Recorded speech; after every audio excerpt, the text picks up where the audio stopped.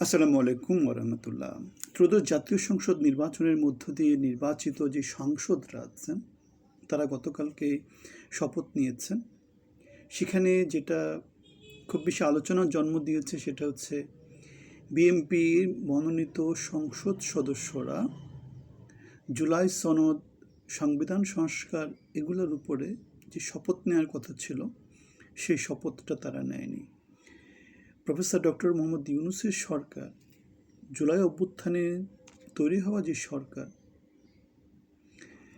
বাংলাদেশের পরিবর্তনের সূচনা যে সরকার দিয়ে হয়েছে, যাদের মধ্য দিয়ে নির্বাচনটা বাংলাদেশ পেয়েছে, যাদের মধ্য দিয়ে তারেক সরকার ক্ষমতায় এসেছে, তাদের সাথে প্রতারণা করে বিএনপির সাংসদরা গণভোটকে অস্বীকার করে ইউনূস সরকারের দিয়ে যাওয়া যে সাজেশন যে সংবিধানের উপরে একটা বাধ্যবাধকতার উপর শপথ নেবে, আর একটা শপথ হচ্ছে গিয়ে বাংলাদেশি সংস্কারগুলোকে চালু রাখবে, কন্টিনিউ করবে, সেটার উপর একটা শপথ নেবে। কিন্তু বিএনপির সাংসদরা সাংবিধানিক বাধ্যবাধকতার কথা বলে জাতিকে প্রতারণা দিয়েছে। জুলাই অভ্যুত্থান সাংবিধানিক বাধ্যবাধকতা দিয়ে হয়নি, ৭১-এর মুক্তিযুদ্ধ সাংবিধানিক বাধ্যবাধকতা দিয়ে হয়নি।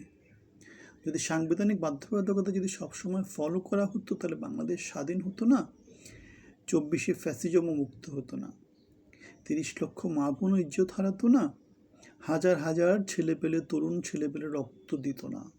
সুতরাং তারেক, ফখরুল এবং সালাউদ্দিন গংরা গত ১৭ মাস ধরে জাতির সাথে যেভাবে প্রতারণা দিয়েছে সংস্কারের নামে আলাপ আলোচনা করে, তারেক, ফখরুদ্দিন এবং সালাউদ্দিন গংরা নতুন করে সাংবিধানিক বাধ্যবাধকতার কথা বলে জুলাইকে, গণভোটকে, জনগণের ম্যান্ডেটকে, সংস্কারকে অস্বীকার করে প্রতারণার সংস্কৃতিটাকেই তারা চালু রাখছে।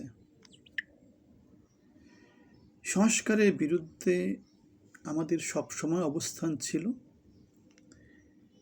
আমরা সোচ্চার ছিলাম যে যারা সংস্কারের বিরুদ্ধে যাবে তাদের বিরুদ্ধে আমরা সোচ্চার ছিলাম। শেখ হাসিনার বিরুদ্ধে আমরা কথা বলেছি, কারণ সে বাংলাদেশের জন্য কাজ করেনি, সংস্কারের পক্ষে কাজ করেনি, সে ফ্যাসিজম তৈরি করেছিল, সে গণতন্ত্রের কথা বলেনি।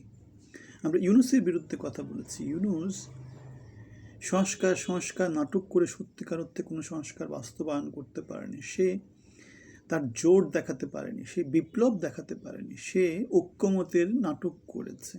এবং ঐক্যমতের নাটক হিসেবে আমরা দেখেছি বিএনপি তাদের নোট অফ ডিসেন্ট দেয়, আমরা দেখেছি ভাগাভাগি নির্বাচন হতে, যে নির্বাচনে ইলেকশন ইঞ্জিনিয়ারিং হয়েছে, প্রতারণা হয়েছে। এখন সংসদ নির্বাচন হয়ে যাওয়ার পরে মনোনয়নে গিয়ে আমরা আবার একই নাটকটা দেখতে পাচ্ছি। জুলাইয়ের বিরুদ্ধে অবস্থান দেখতে পাচ্ছি, সংস্কারের বিরুদ্ধে অবস্থান দেখতে পাচ্ছি, রাজতন্ত্রের পক্ষে অবস্থান দেখতে পাচ্ছি। এখন রাজতন্ত্রের পক্ষে এই যে অবস্থান, নির্লজ্জ অবস্থান, বিএনপির অবস্থান, 5 বছর থাকবে, 10 বছর থাকবে, পরপর 2বার প্রধানমন্ত্রী হবে, সারা জীবনে 2বারের বেশি প্রধানমন্ত্রী হবে না, নানা রকম করে তারা রাজতন্ত্রের পক্ষেই দেশকে কন্টিনিউ করার চেষ্টা করেছে। জনগণের ভিতর থেকে যোগ্যতাকে তুলে আনার পক্ষে তাদের কোনো অবস্থান ছিল না। সেই জন্যই ইউনূস যেখানে ছিল, একজন ইউনিভার্সিটি প্রফেসর ছিল, একজন নোবেল লরিয়েট ছিল, একজন ডক্টরেট ছিল, একজন ইকোনমিস্ট ছিল, সেখানে আমরা এখন তারেক রহমানকে পেয়েছি এইচএসসি পাস একজন ব্যক্তি, যার সফলতার মুকুটে খুব বেশি কিছু আছে সেটা বলা যাবে না, শুধুমাত্র বংশগত পরিচয় ছাড়া। যেখানে তার বাবা বাংলাদেশের সেনাবাহিনী প্রধান ছিলেন, একটা বাহিনীর প্রধান ছিলেন, যোগ্যতা ভিত্তিক একটা পজিশনে গিয়েছিলেন, সেখানে আমাদেরকে এখন তারেক রহমানকে পেতে হয়েছে একজন পিএইচডি, একজন অধ্যাপক, একজন নোবেল লরিয়েটের পরে একজন এইচএসসি পাস ব্যক্তিকে আমরা প্রধানমন্ত্রী হিসেবে পাচ্ছি। সুতরাং সংস্কারের বিরুদ্ধে তারেক, ফখরুল এবং সালাউদ্দিন গংদের যে অবস্থান, জুলাইয়ের বিরুদ্ধে তাদের যে অবস্থান, সংস্কারের বিরুদ্ধে তাদের যে অবস্থান, বাংলাদেশের বিরুদ্ধে তাদের যে অবস্থান, নাটক সিনেমা করার মধ্য দিয়ে তারা জাতির সাথে যেভাবে প্রতারণা করছে, উন্নত বাংলাদেশের বিরুদ্ধে তারা যেভাবে অবস্থান নিয়েছে, তারা যেভাবে নতুন করে স্মৃতহস্তি চালু করেছে, আমরা এটার জন্য ঘৃণা প্রকাশ করে রাখলাম।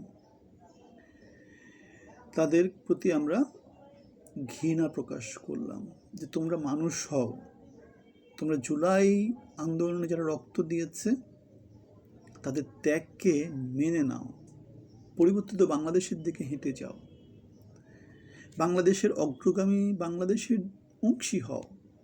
পড়াশোনা করনি ঠিক আছে, কিন্তু পড়াশোনা জানা লোকজন, শিক্ষিত লোকজন, ত্যাগী লোকজনদেরকে মূল্যায়িত করো।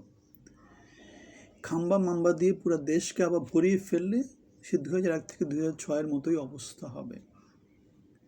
সুতরাং জুলাইতে যারা রক্ত দিয়েছে, যাদের মধ্য দিয়ে দেশে পরিবর্তন এসেছে, যাদের মধ্য দিয়ে দেশে নির্বাচন হয়েছে, বাগাবাগি নির্বাচন, ইঞ্জিনিয়ারিংয়ের নির্বাচন, তাদেরকে বাদ দিয়ে বিএনপি জাতির সাথে প্রতারণা করলো, গাদ্দারি করলো। জুলাই সনদ অনুসারে তারা সংস্কারের জন্য শপথ না নিয়ে তারা জাতির সাথে প্রতারণা করলো, তারা গাদ্দারিটা করলো। জুলাই সনদে শপথ ছাড়া কোনো শপথকে মানি না, সেটা শপথের আগেও বলেছি, এখনও বলছি।